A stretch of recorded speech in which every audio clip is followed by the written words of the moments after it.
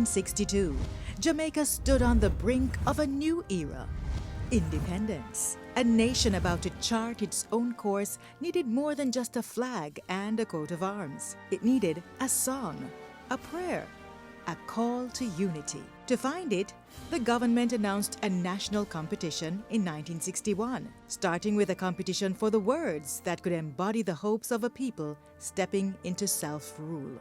The successful lyrics would be published so that they could be set to music, which gave rise to another competition. The winner of each competition would receive £100. The challenge was simple in words, but monumental in meaning.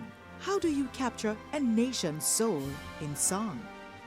100 entries were received for the lyrics contest, and it was announced on March 17, 1962 that the contest would close on Saturday, March 31.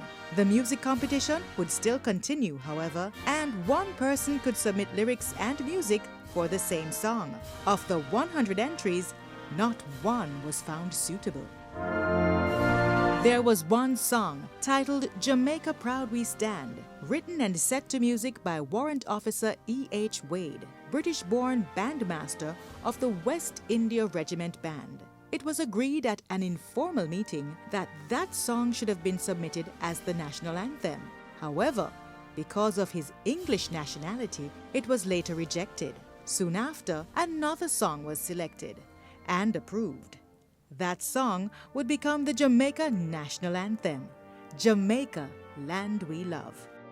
The lyrics that won were penned by Reverend Hugh Sherlock, a Methodist minister, playwright, and poet. Sherlock's words weren't just patriotic, they were a prayer, asking for strength, wisdom, and justice for the new nation. Interestingly, the runner-up song was Jamaica Land of Beauty, written by A.L. Hendricks and music by Lloyd Hall. Its verses praised the island's breathtaking landscapes, our mountains, our seas, our fertile valleys. It was melodic, uplifting, and deeply patriotic. But while it celebrated the land, the judges felt it lacked the prayerful, unifying tone that Sherlock's anthem carried. And so it was set aside, though not forgotten.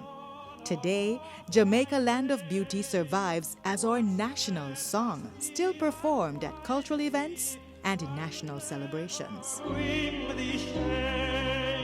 For the music of the national anthem, the committee chose the composition of Robert Lightburn, then Minister of Trade and Industry. But there was one more key figure, arranger Mapletop Poole, who worked alongside his wife Christine, a trained musician, to refine the melody into the solemn, dignified anthem we know today.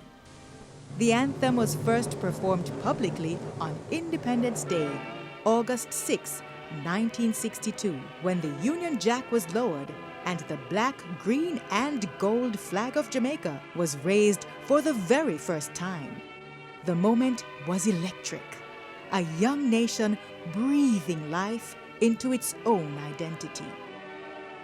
Since then, Jamaica Land We Love has echoed across stadiums, classrooms, and state events. It has been sung with pride by athletes standing tall on the world stage, by school children at morning assembly, and by Jamaicans abroad yearning for home. What makes our anthem powerful is its message. Unlike many others, it is not a boast of military might or riches. Instead, it is a collective prayer asking God to guide leaders, strengthen people, and keep justice at the heart of the nation.